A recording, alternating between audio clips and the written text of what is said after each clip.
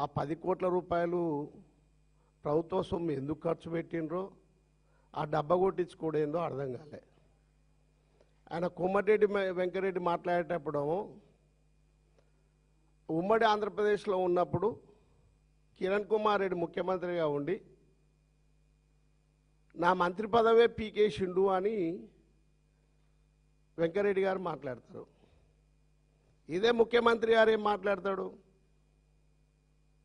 కొండా లక్ష్మణ్ బాబూజీకి పోలుస్తూ ఆయనంట మంత్రి పదవికి రాజీనామా చేసి తెలంగాణ మొత్తం ఇంక ఆయన తెచ్చినట్టు ఆకాశంలో మరి లేవట్టి చూపించినటువంటి సందర్భాన్ని గుర్తు చేస్తున్నా. ఆ రోజు అక్కడ క్లాక్ టవర్ సెంటర్లో అంతకుముందుకు కోమటిరెడ్డి వెంకరెడ్డి మన తెలంగాణ ఉద్యమం జరుగుతున్నప్పుడు ఆయన చేసినటువంటి దుర్మార్గమైనటువంటి చేష్టలు అక్కడ ఉన్నటువంటి ఉద్యోగస్తులని ఉపాధ్యాయులను అడిగితే వాళ్ళందరూ కూడా చెప్తారు.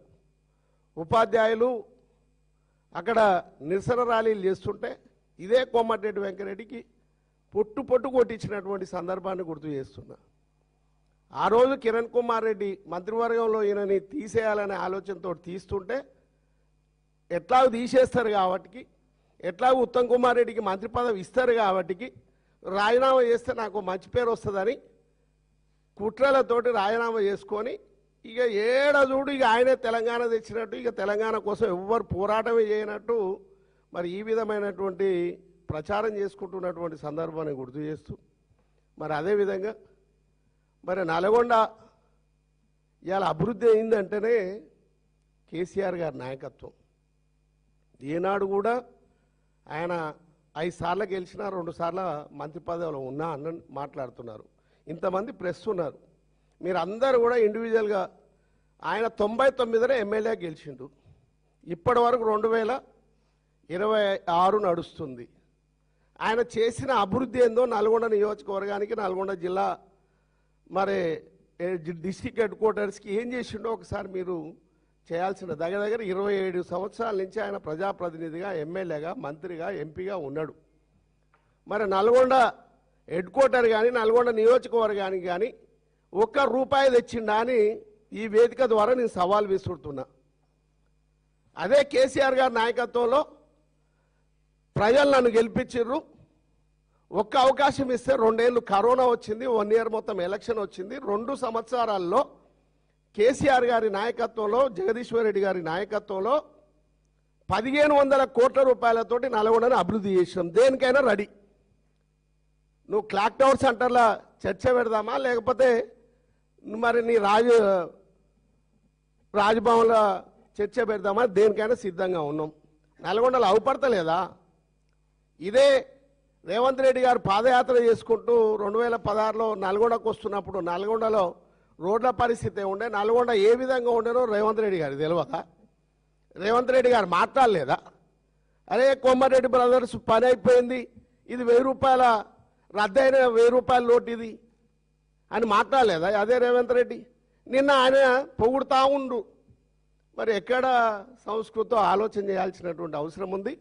కేసీఆర్ గారి నాయకత్వంలో 1500 కోట్ల రూపాయలతోటి దగ్గర ఐటీ హబ్ కానీ, మెడికల్ కాలేజ్ కానీ, మరి ఎన్జీ కాలేజ్ కానీ, రోడ్ల విస్తరణ, జంక్షన్ల అభివృద్ధి, మరి కనీసం డ్రైనేజ్ లేదండి ఈయన పాలనలో. డ్రైనేజ్ ఎక్కడేసినటువంటి గొడుగు, ఎక్కడేసిన డ్రైనేజ్ అక్కడే వదిలేస్తే కేసీఆర్ గారి నాయకత్వంలో కంప్లీట్ చేసుకున్నాం. తాగడానికి నీళ్లు లేవు. వారం రోజులకు ఒక్కసారి నీళ్ళు వచ్చేది నల్గొండ జిల్లా హెడ్ క్వార్టర్లో. అదే జగదీష్ అన్నతో మాట్లాడి అన్న పరిస్థితి ఘోరంగా ఉంది, దరిద్రంగా ఉంది అంటే నువ్వేం చేస్తావో దాన్ని కంప్లీట్ చేయాలంటే మన గల్లీ తిరిగి దాన్ని కంప్లీట్ చేసి డే బై డే నీళ్ళు ఇచ్చినటువంటి సందర్భాన్ని గుర్తు చేస్తున్నా. దగ్గర ఇంకా 13 ఓవర్ హెడ్ ట్యాంకులు కడితే మనకు సమస్య పోతుంది, డైలీ నీళ్ళు ఇవ్వచ్చు అని లాస్ట్ చివరి మూమెంట్లో 56 కోట్ల రూపాయలు శాంక్షన్ చేయించినటువంటి సందర్భం అమృత్ 2 కింద. అదేవిధంగా యూజీడీ కింద 216 కోట్ల రూపాయలు మున్సిపల్ శాఖ మినిస్టర్గా ఉన్నటువంటి మన కేటీఆర్ గారిని చలవతోటి శాంక్షన్ చేయించినటువంటి సందర్భం.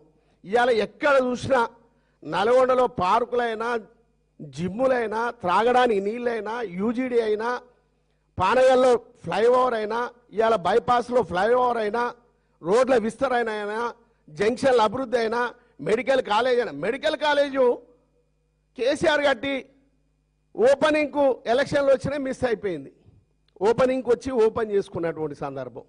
కనీసం అయ్యాలు వచ్చినప్పుడన్నా నేను కూడా ఆ రోజు చెప్పిన, ఏమన్నా ఒక 1000 కోట్లు అనౌన్స్ చేయండి, మీరు వస్తున్నారు కదా ముఖ్యమంత్రిగా అంటే 1000 కోట్లు కాదు, 1000 పైసలు కూడా చేయలే.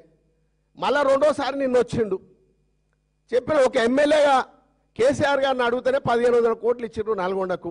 మరి నువ్వు 30 ఏళ్ళ నుంచి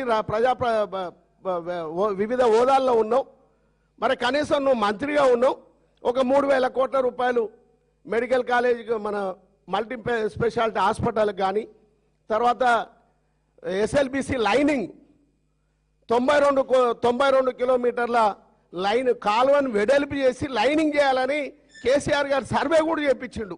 దానికి 1500 కోట్ల రూపాయలు అయితే అన్నారు. దానికి అన్ని సిద్ధం చేయమని కూడా చెప్పిండు కేసీఆర్ గారు. ఎలక్షన్లు వచ్చినాయి, మీరు వచ్చిండ్రు. వచ్చిన తర్వాత దాన్ని కంప్లీట్ చేయకుండా ఎన్నో గిత్తత లైనింగ్ చేస్తున్నట్టు నల్లద్దాలు పెట్టుకొని షోపుటప్ చేసుకుంటా ఆడ ఏదో ఒక దగ్గర లైనింగ్ చేస్తే కాదు, 92 కిలోమీటర్లు కాలువ వెడల్పు చేయాల్సిందే, 3000 నుంచి 4000 క్యూసెక్ల నీళ్ళు వస్తాటి చేయాల్సింది. మరి లైనింగ్ చేయాల్సినటువంటి కార్యక్రమాన్ని తీసుకోవాల్సిందంటే 1500 కోట్ల రూపాయలు దానికి పెట్టాల్సినటువంటి అవసరం ఉంది. బాపనేల్లి ఏమైనా చెరువు రిజర్వాయరు, దాని ఉత్తైన తొవ్వేరు ఒక చెరువు కంప్లీట్ చేసారు, దానికి ఇంతవరకు పైసలు లేవు, కాలువలు తొవ్వేది లేదు. దానికి ఒక 500 కోట్లు శాంక్షన్ చేయించాలి కదా. ఇవన్నీ కలిపితే దగ్గర 3000 కోట్ల రూపాయలు శాంక్షన్ చేయించాల్సింది పోయి ఏమున్నా ఆడ షోపుటప్పు డబ్బాలు కొట్టుకోవడానికి. అరే జగదీష్ అన్నని 3 ఫీట్లు నువ్వెన్ని ఫీట్లు ఉన్నావు రేవంత్ రెడ్డి గారు? ఎన్ని ఫీట్లు ఉన్నాడో, ఏమున్నాడో, ఎంత బరువు ఉన్నాడో భగవంతుడికి తెలుసు. కానీ మరి అభివృద్ధి ఇలా తెలంగాణ ప్రభుత్వం 2014లో తెలంగాణ ప్రభుత్వం వచ్చినాడు 7500 మెగావాట్ల కరెంటు మాత్రమే ఈ రాష్ట్రంలో ఉండే. 3 నుంచి 4 గంటల కరెంటు మాత్రమే వచ్చేది రైతులకు కానీ ఇళ్ళకు కానీ. అట్లాంటిది కేసీఆర్ గారి నాయకత్వంలో, అదే జగదీశ్వర్ రెడ్డి గారి నాయకత్వంలో 9 గంటల కరెంట్ ఇచ్చి 1 ఇయర్ లోపల, 2వ సంవత్సరం నుంచి 24 గంటల కరెంట్ ఇచ్చి దగ్గర మనం అధికారం కోల్పోయే నాటికి 25,000 మెగావాట్ల కరెంటును ఉత్పత్తి చేసింది, 1,00,000 కోట్లు ఖర్చు పెట్టింది. ఇదే 3 ఫీట్ల జగదీశ్వర్ రెడ్డి కాదా? ఇదే కేసీఆర్ గారి నాయకత్వంలో కాదా? అదే మిర్యాలగూడలో యాదాద్రి పవర్ ప్లాంట్ ఏదైతుందో 4,000 మెగావాట్ల కరెంటుని దగ్గర 40,000 కోట్ల రూపాయలు మరి శాంక్షన్ చేపించి ప్రజలకు అంకితం చేసింది జగదీశ్వర్ రెడ్డి గారి నాయకత్వంలో కాలేదా? ఎంతసేపు మనుషులను ఏలన చేసుడు. నేను ఎమ్మెల్యేగా పోటీ చేస్తే ఇదే వెంకరెడ్డి నన్ను అవమానపరిచినటువంటి పరిస్థితి. ఆయనకు చెయ్యలేదు, అవుటివాడు నా మీద పోటీ అని మాట్లాడిండు గతంలో.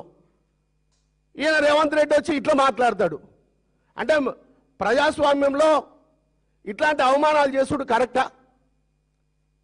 ఈ రాష్ట్రాన్ని ఏ విధంగా దోస్తున్నారు, ఈ రాష్ట్రానికి ఏవేవో చేస్తారని 6 హామీలు ఇచ్చిర్రు, ఏ ఒక్క హామీ అన్న నెరవేర్చిండ్రా? అన్ని అబద్ధాలే.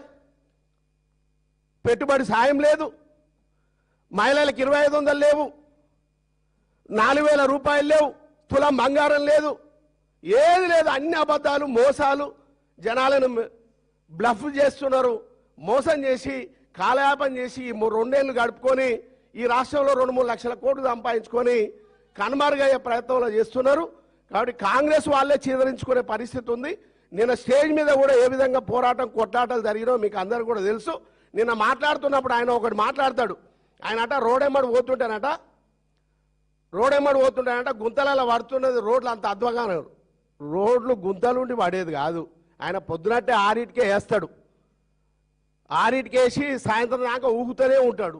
ఇక నేను లోపల పడ్డాక ఊగేది కాకుంటే మరి రోడ్ల ఏ విధంగా నల్గొండ మారిందో ప్రెస్ మిత్రులు అందరినీ మీరు అందరూ కూడా చూస్తే తెలుస్తుంది.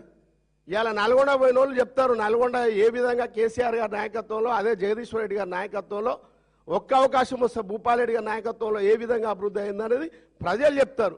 కాబట్టి మీరు ఈ కేసీఆర్ గారి మీద, బీఆర్ఎస్ పార్టీ పైన, కేటీఆర్ పైన, హరీశ్వరరావు మీద విమర్శించేది మాని ఏవైతే ప్రజలకు హామీలు ఇచ్చారో హామీలు నెరవేర్చడానికి ప్రయత్నం చేస్తే బాగుంటుంది. అదేవిధంగా బీఆర్ఎస్ పార్టీ నాయకుల మీద అసత్యంగా మాట్లాడితే రానున్న రోజుల్లో తిరిగి తిరిగి ఉరికిచ్చి కొట్టాల్సినటువంటి అవసరం కూడా ఉంటుందని మరొకసారి ఈ వేదిక ద్వారా తెలియజేస్తా ఉన్నాను. మీడియా మిత్రులకు నమస్కారం.